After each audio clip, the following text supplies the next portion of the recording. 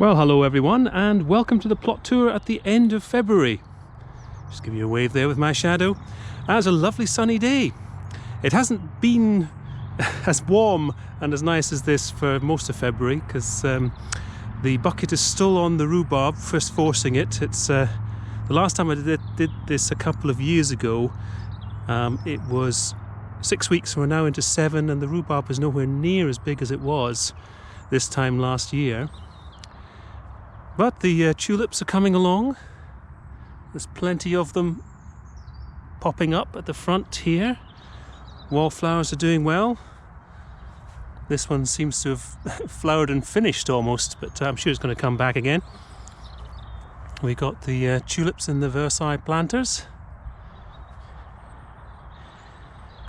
And the strawberries, they're looking ready for a new year. And the leeks are all out now. We've still got a couple left in the fridge, and they're being devoured and enjoyed. So this bed is still waiting for things to happen. And we've got the crocuses come out underneath the fruit bushes, which are starting to bud up in readiness. And the carrot bath just needs topping up with some more soil, and we're not far off sowing carrots. We're going to do them in succession this time. We tend to be, previous years we've just done them all in one go. And the blueberries, they're budding up as well. And we've got some broad beans in the potato pots. They're going to have to be coming out at some point when we do the potatoes. And some carrots. We're hoping they're going to be ready before it's time to oust them for the potatoes.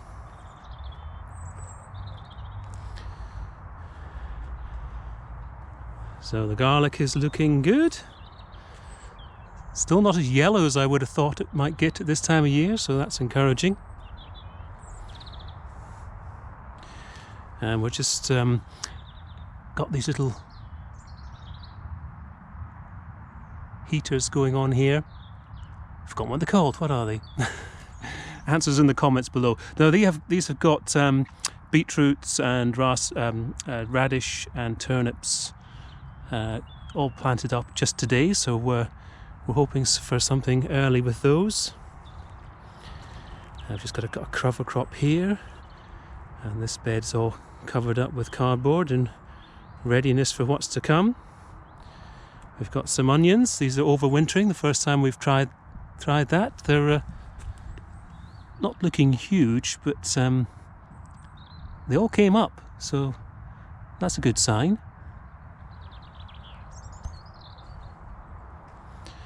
So we have got a cover crop underneath this fleece,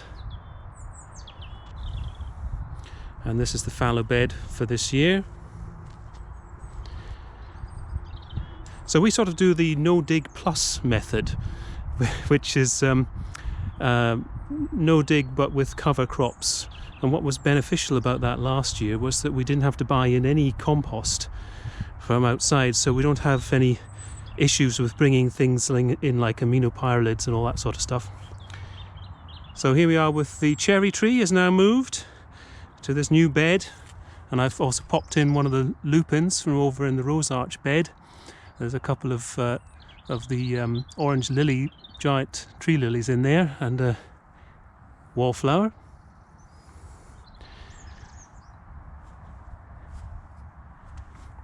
So we got I'm sure it's a rogue tulip from the previous year, but none of the new tulips have come up here. In fact, they're the only tulips that haven't shown.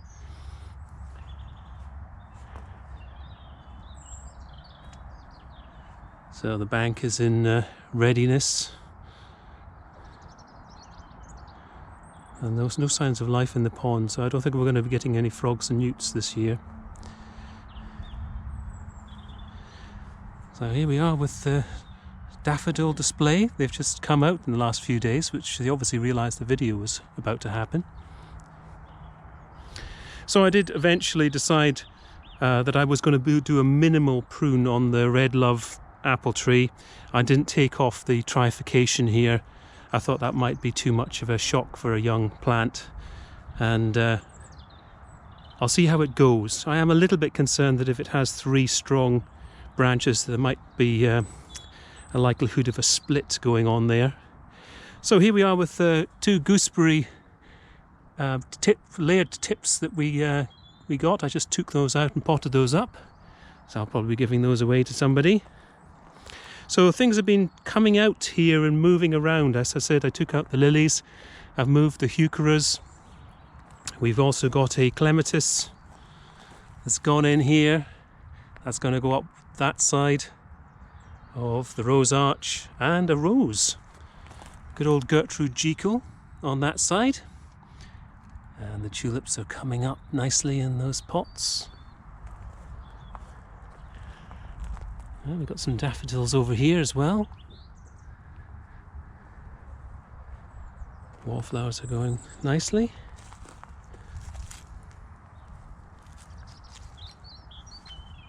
I've got some hyacinths coming up. So not quite yet from the pluot, but we have got almost openings happening with those buds, so I'm looking forward to that. So the autumn raspberries have been cut back, but there are signs of life already. Strawberries are looking nice.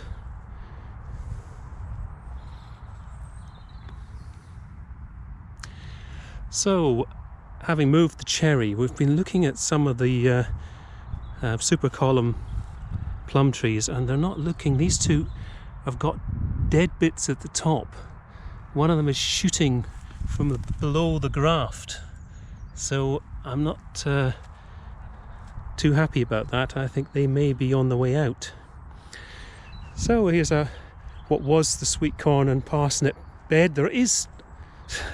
There are some parsnips still left, which of course are telling us they're there by starting to shoot up.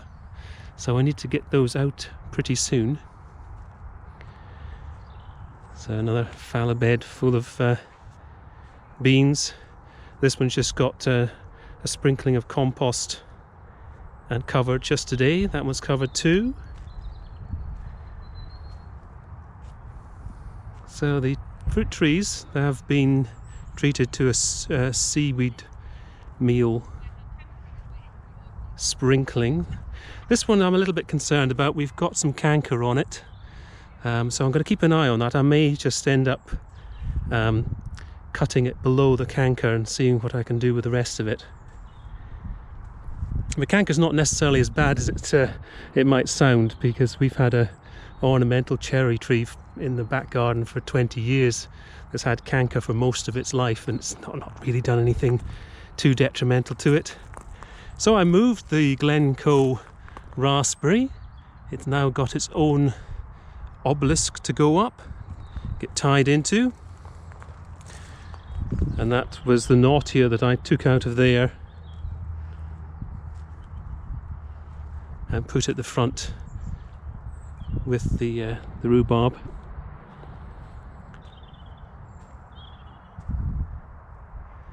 So we've got a couple of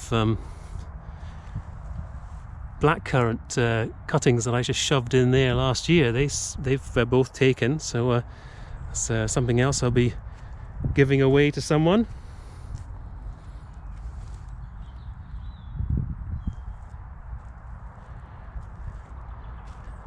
So here I am galloping towards the end of the video. We have had a look under that bucket, and the forced rhubarb is doing well, but it certainly could probably do another couple of weeks. Okay, I hope everybody's keeping well, and I will be speaking to you in the next video. Bye for now.